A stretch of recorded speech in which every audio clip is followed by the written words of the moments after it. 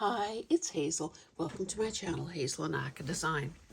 You know, one of the best things about YouTube is the fact that it doesn't matter where in the world we live, by choosing or just exploring YouTube, we get access to good ideas from around the world. Now, unfortunately, I forgot to credit whose channel it was that I saw this on.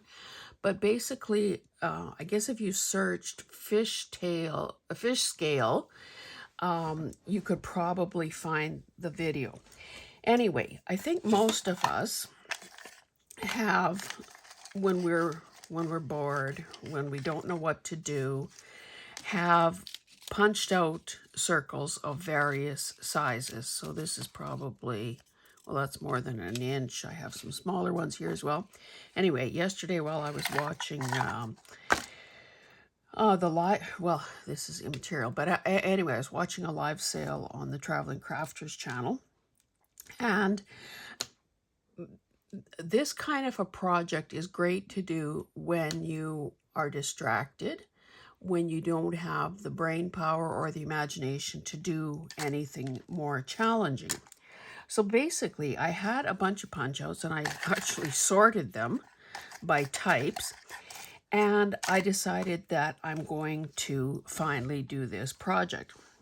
Now, when the lady showed that she had used these circles to create a fishtail effect, she wasn't using grid paper. And I think that that's an improvement that I've made to the idea, simply because it takes the guesswork out of it.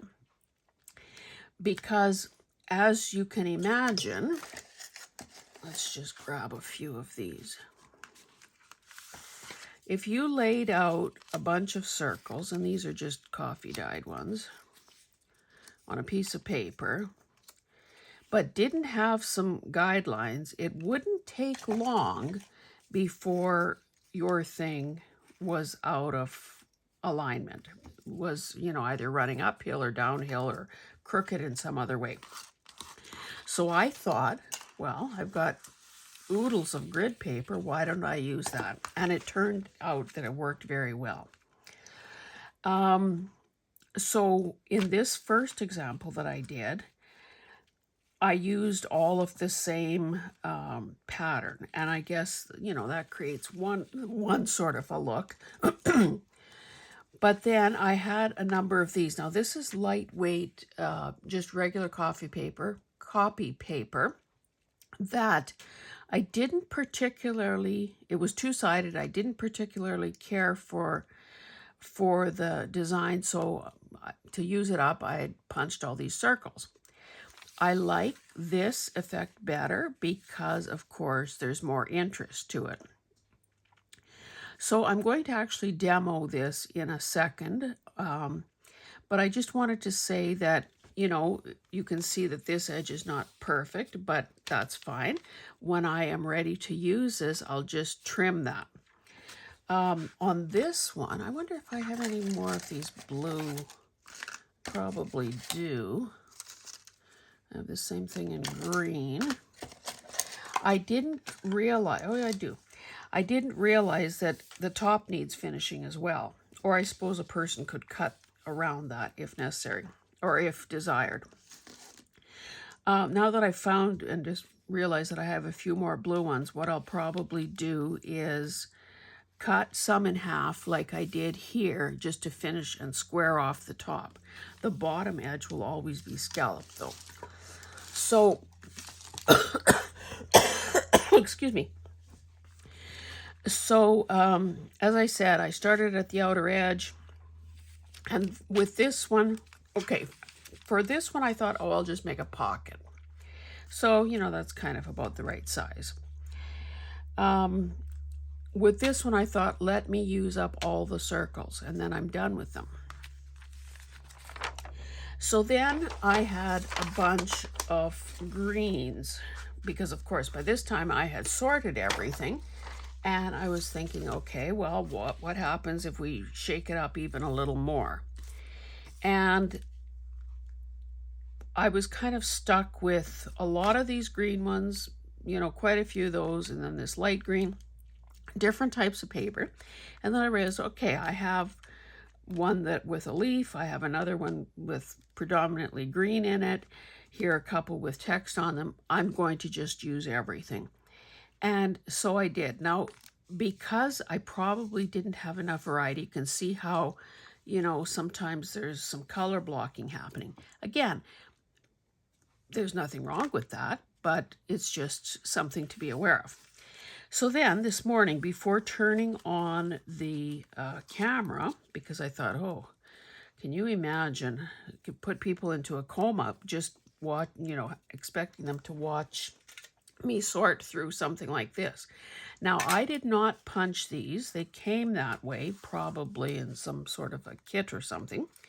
And I wanted to try this variation and see how that turned out. Now, I don't know if this is going to work or not, but clearly to make it turn out right, the circles need, or the shapes need to be the same size, because otherwise, you know, if you tried mixing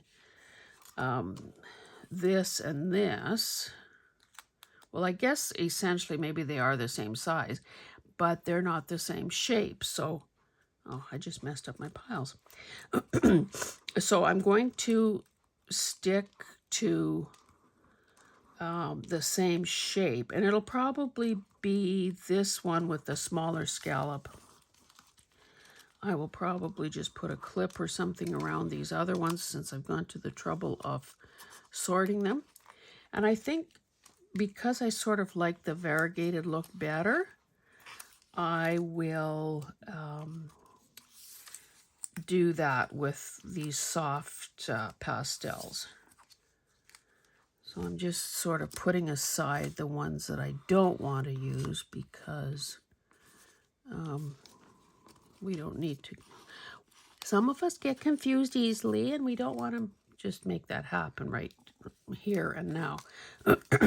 So those are all the bigger petals. So, whoops. So essentially I've got 4 different colors, and they're all the same size, and hopefully, I don't know if 4 is the optimum number.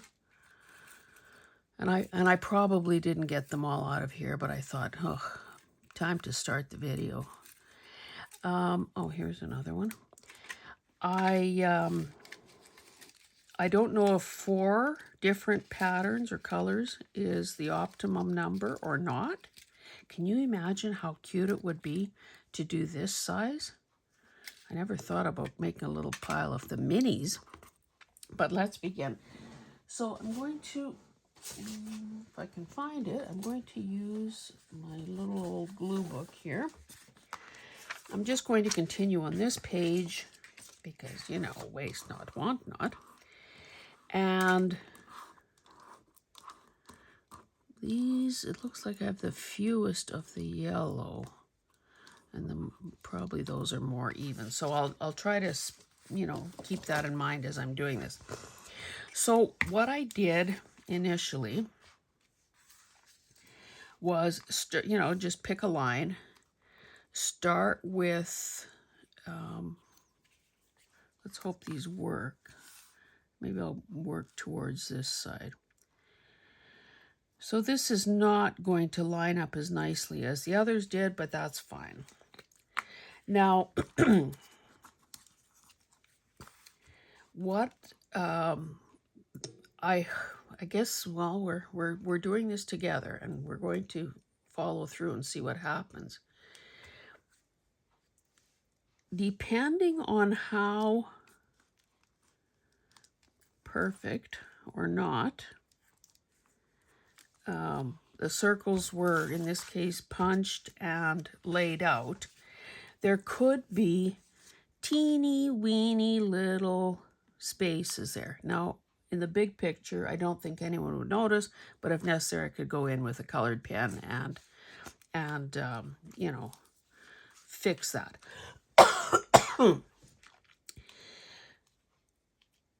However, these are a different shape. Maybe it's easier just to do it like this. These are different shapes, so it'll be interesting to see if it creates some spaces that it's more difficult to disguise. But let's get a base row down first. Oops. I also, in order to get the flush edge, except this one, that was an anomaly there, I would just fold the circle in half and cut it. And then every second row, you know, there would be, I'd start with the cut edge. And this is, if you ever are inclined to reshingle your roof, this is the same strategy that you would use. You start at the bottom, you start near the eaves, and you would work your way up to the peak of the roof. Because, of course, in the case of a roof, you want the water to be shed and flow downwards, as opposed to having pockets of. So if I, okay, suppose I started at the peak of the roof and then I did this, well, let's stagger them like a real roof. Every one of these places would be an access point for water to, you know, ruin the integrity of your house. So I guess just remember that. Start at the bottom and work your way up. Okay, so let's,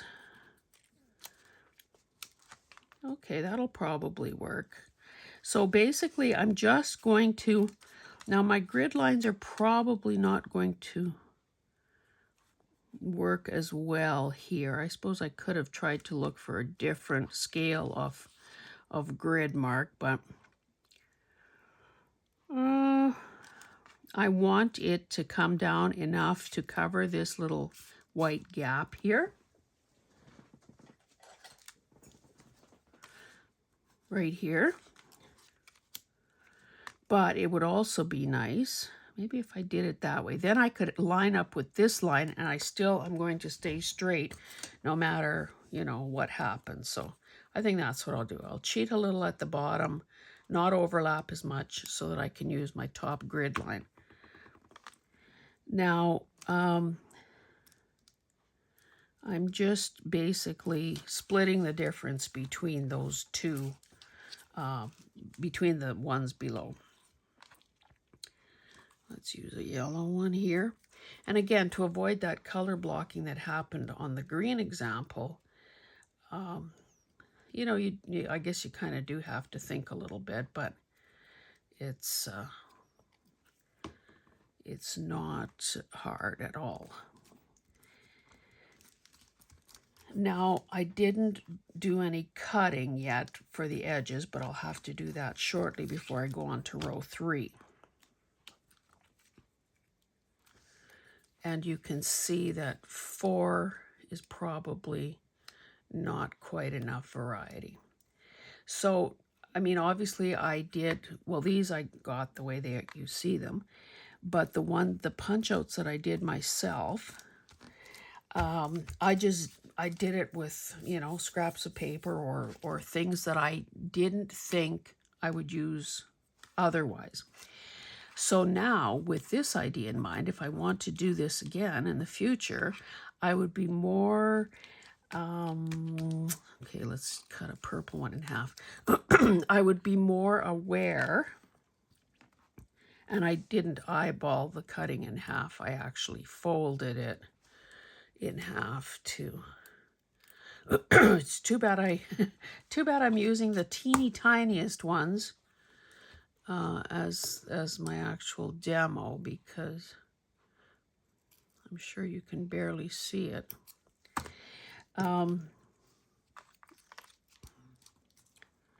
So anyway, I was saying I would be more cognizant of what I'm doing and be, you know, make it more like probably like a crazy quilt, in that there'd be more color, more pattern.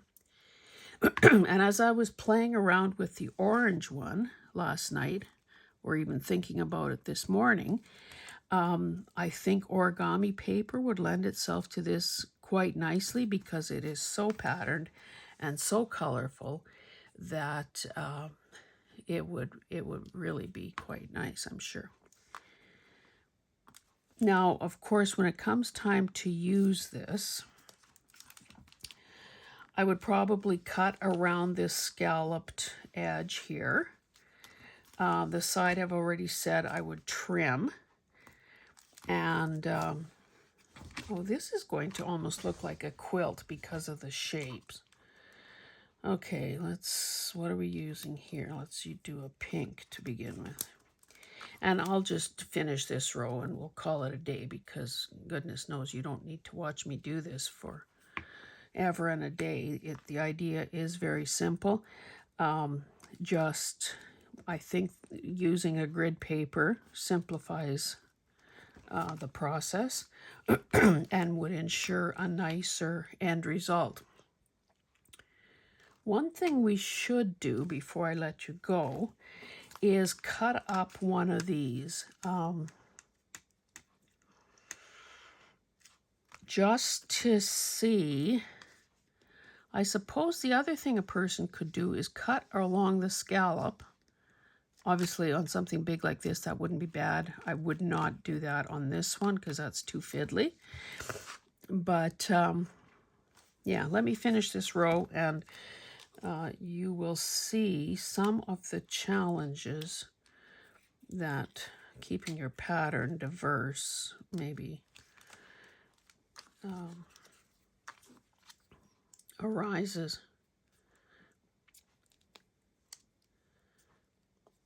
So yeah, I think if I did this again, I would probably use, excuse me, as I said, origami paper. Another thing that might be nice is if you have a thrifted book that's really image dense, so like a quilt book or something where there's a lot of variety of pattern and sometimes full pages of color. Or a person could also do, you know, actually, oh, what am I trying to spit out here? You know, if it was a book with landscape or something, you know, because it could, once you've cut an image into, or punched an image into these small circles, you know, it no longer will represent what the whole was. So if you had, for instance, a landscape, you'd end up with some sky and some trees and and some water, probably, or whatever else, some buildings, and it would, you know, it would really take, no one would be able to tell what the original image was, but you'd have that whole variety of pattern. So I said I'm going to stop there. If I decided, let's see how much, that's 1, 2, just over 3 inches. So that's pretty tiny. Maybe that would be a pocket. So I would, like I said, I would finish with, by cutting some of these halves, cutting these into halves and getting a straight edge at the top. But let's stop there and just see what happens if we cut this green one. And maybe, well, maybe it's just quicker with scissors. So I will attempt to, well, it's not going to be perfect because I'm not perfectly aligned on that line. Now, of course, the other thing I was talking about pockets, because there is now some bulk and a little bit of stability to this. But there's nothing that says it has to be cut into pockets or side tucks or or anything like that. It could easily be used as it is.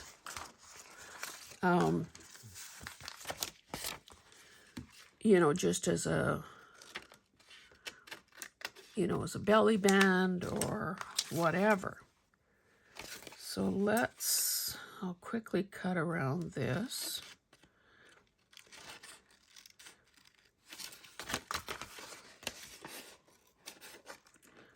I should just do this first and then try to get in a little closer. So I hope that you are well. It is, and I should have probably turned on more lights. Woke up this morning to see, you know, a wet road and wet grass, which is kind of good because I haven't watered any of the flower beds lately. Don't know how much fell actually, if it was enough to do any good, but so it is kind of overcast here today. It was the last couple of days, yesterday especially, was really, the air quality was poor because of forest fire smoke. And it's surprising. Well, I'm kind of, my circle now has a corner on it. The blades on these scissors are probably a bit big for this. Okay, I would obviously be trying to do this a little better if I wasn't rushing. And, you know, for those people who like to ink, oh my goodness, I can't get at that. For those people who like to ink, you could definitely ink this edge and help disguise any sketchy cutting. Look at this one. It's not a circle anymore. I need to take that. Okay, that's better. Okay, so I wonder how long this is. It is about 8.5 inches. So actually this could be used as is. You know what I could do? I could cut it down the middle and have 2 belly bands. Why don't we do that? Just for the heck of it. Just because we can. Now I can probably also, I'm assuming that my top is straight, so maybe I should just take a sliver off this side. Well, I guess I need to move it over to be able to take a sliver off.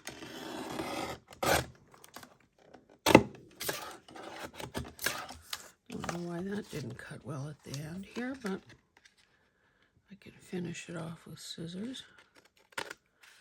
Okay. I can't, well, so what did so this is roughly, well, now it's less than 4 inches. So 3 3/4. So what is that? About 1 3/4 perhaps. And again, it doesn't, there's nothing that said they have to be equal in size because they're going to be used. Oh, I don't want to split the scallop, so I'm just going to try to center that the way it should be so that I end up with, ugh, I'm off. I'm off. Well, not bad. Now, if this ends up looking, you know, kind of ridiculous because it's just 1 1/2, then obviously that could be cut straight as well. But, okay, now I can try to straighten out because I had hand cut that with scissors, if you remember, and obviously it has a little wow in it. Don't know why it's not doing that.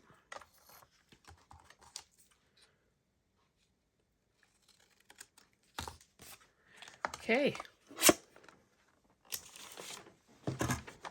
So you can see that this is, you know, one of those kind of mindless things, but simple and obviously relatively quick, you know, especially if you're distracted watching YouTube videos, or maybe I should cut these as well. I'll just do it like so. Maybe I'll just do it like so, and like so, and then use the cutter only to square it off. And of course, we never throw that kind of stuff away. because it can be used on, you know, clusters or whatever. So we want at least one straight edge that we can put up against our guide. Oh, I guess I didn't have that exactly. See a little white spot there. Okay, so now I have a nice straight edge to put against the guide. I will square this off. Now this is 5 inches, so that's pretty well perfect for a pocket size. Mind you, I probably should take a sliver off this side because it's not exactly square, I mean straight. I'll cut around that when I have a little more time to, you know, when I don't feel rushed because you guys are watching. So this could actually be, because the back is perfect, maybe a wee bit, you know, I was going to say a wee bit lumpy, but not bad. This could actually be the basis of a journaling card, which would be kind of cute too. And in fact, a person could have put the, you know, if you were putting this in a pocket, mind you, it's probably a little wide for a pocket. Can you see that I'm just ad-libbing here, thinking out loud? It's a scary process to watch me think out loud, let me tell you that. Yeah, okay, so if this were to be a journaling card, it would be on the wide side. So it would either have to be tucked into a side pocket, or the other thing could be to cut this down the middle. It would look a little better, frankly, because it would have it would look more like a scallop. So there's that possibility. I don't think I'm going to cut it till I know exactly what I want to do with it. But at least it's now a more manageable size for storing or putting in a project box or whatever. Now this one, not that, well, I said I was going to add, where are they? I said I was going to add right here, those, a couple of these guys across the top to square it off. So I'll just quickly do that, and then you can, not that you need me to demo that.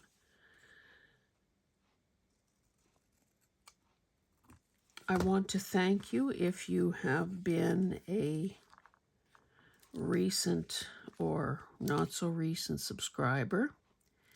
I don't know when this video will air, but I did, with your help, get across the 1,000 subscriber threshold. And in fact, maybe I should do that today. We'll take a look at the prize I intended to give, design some sort of a graphic, and announce what the giveaway will be. Okay, so you can see I have a curve at each end, so I'm going to further cut this one down into what amounts to a quarter of a circle. Hopefully you can see that. And again, you know, it's one of those things where if you do every step, I can barely see that fold. If you do every step with, you know, some degree of precision, you'll end up with a nicer finished product than if you just, if every little thing you do is just a wee bit out, then of course your last, your end product will be maybe quite a bit out. So, not telling you what to do, but I'm just stating the obvious that, you know, there are consequences. So again, I'm just using that line as in an attempt to keep everything as straight as possible.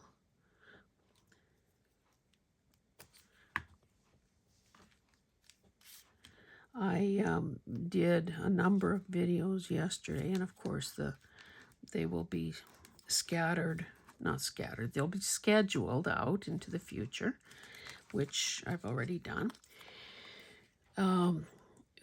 They were all haul videos, and I had so much stuff that I needed to divide it into, I think I did 4, well, I did do 4, and now I need to get down to some serious crafting and some project work, because I haven't really done anything like that lately. And I'm determined to get some of those blush journals done and listed and so on, so that I can, kind of move on to something else. Probably didn't get enough glue to the edge on this one. So, yeah, I've been spending quite a bit of time organizing, and I bought a number of those mesh zippered bags that we see everywhere now, and I have to say I'm pretty happy with them. And I went a step further in, boy, that one is extending a lot, or oh, sorry, no, that was right. I've just used, using packing tape, I've attached some pretty large print labels to them, so that at a very quick glance I can see what is what. And because again, without labels, or without labels that you can easily read, it becomes another source of frustration when you're trying to find something. So I also was a recent guest seller at Angela the Traveling Crafter's live sale. And one thing I've figured out, and I've also done quite a few new listings on the Maker's Market. One thing that I've discovered is that I need to have a better grip on what is listed for sale, what needs to be listed, because of course that is a multi-step process. Pictures and description and pricing and writing all this stuff down. See, that's kind of cool. Let's just pretend that let's pretend that it matched and we were putting in this prototypical journal here. Of course, it wouldn't go there, but so that's kind of cool. Let's find a better page.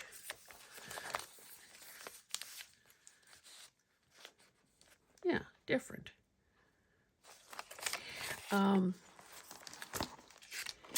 Yeah, so I bid on and was successful in getting a antique wardrobe. And the beauty of that purchase was that the whoever owned it before, let's maybe cut this off here. Whoever owned it before had put, because of course a wardrobe is exactly what it sounds like. It would have been a way back in the day that people hung their few garments. There were no walk-in closets. There weren't any built-in closets in most rooms. And so a wardrobe was a way to hang those few garments in, I guess wardrobes probably came in different sizes, maybe 30 inches, 36, whatever. And of course, people had far less clothing too. I mean, common people had far less clothing too. So there are these, well, this one is really cute. And someday I'll take a picture and put it on my Instagram probably or somewhere. So it has some swivelly 3-piece hooks. Well, that's not right. That's not a good description. Maybe I can draw it for you. So from the ceiling of it, so there'd be this, and this part swivels. So there'd be a hook like that, a hook like that, and a hook like that. So there are 2 of those, and some sort of like a long bar type hook or thing also. So I don't know if that would have been for belts or scarves or pants or who knows. There's also a mirror mounted inside the door, which is kind of cool. But anyway, the part that makes it functional for, 2024 is that somebody had put into the base of it about a 6 or so shelf, just that white melamine stuff that you see everywhere thing with, I don't know if it would have been for shoes maybe or what, like the intended purpose maybe, but it is going to be perfect for me to be able to slide either project baskets into or items for sale or whatever, so that now things are actually coming together in a more bring it all together kind of a fashion. So I had this IKEA cupboard, tall thing, double doors, and it was intended, well, probably intended as a wardrobe also, because it's got a rod across the top. It's got a couple of, cubby holes, and because it's right across from the washer and dryer, I was using it to house my, well, ideally it should have been holding my ironing board and iron and stuff like that. Anyway, I had some fabric hanging on it from skirt or pant hangers, so you could get multiple layers of fabric. I had a scarf holder in there with narrow strips of fabric. I had rolled fabric. I had my oversized sewing basket, and so on and so on. But when you have something, in this case fabric, scattered in different rooms, in different organizing systems, it's easy to forget to, number one, look in all those different places, as well as sort things properly. So in my case, it would be by color. So what I did was I took all that fabric out there, piled it all on the bed, made color way piles, and folded it Marie Kondo style. Let's see, I have the fewest yellow. I probably shouldn't use one of those. And so now hopefully I will have these all, or most of the small pieces anyway, folded and sorted in by color in their own drawers, and stacked visibly, almost like files in a file folder or files in a filing cabinet, so that at a glance a person can see what's what. So as I was doing all of that, of course, it's like it's almost like dominoes. You touch one thing and it's great, but it displaces something else, and then something else, and something else, and so on and so on. And it was not, there's still chaos everywhere, is what I'm basically trying to say. But hopefully the pain of now will lead to some pleasure in the future when things are a lot simpler. And it helps to be able to see at a glance what items that I have listed, either, Etsy, Maker's Market, coffee, what items are running low, and so on. What items still need to be photographed and listed. See, doesn't that just make quite a difference? in finishing off the edge. I don't know. I said I was going to let you go, and yet I keep on working and talking. So anyway, this will be the last thing I do. I promise. I promise. I promise. So if you haven't already subscribed, I hope you choose to do that, because of course that makes the world go round. And I would ask that you hit the notification bell as well, because when I do announce the giveaway, it will be, you won't miss the whatever, you won't miss whatever I say, yet to be determined. And I just know from kind of seeing other people that sometimes creators are reluctant to put the word giveaway in a video title because it encourages spammers and so on. So don't, I guess, wait to see the word giveaway in the title. I might have to use a yellow one.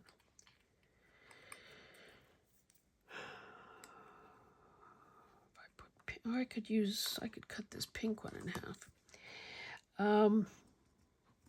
Yeah, so, you know, you kind of, or I kind of learn from other people's mistakes. If I'm lucky, then I don't have to make them all myself. Yay! Maybe I should use half of this purple one.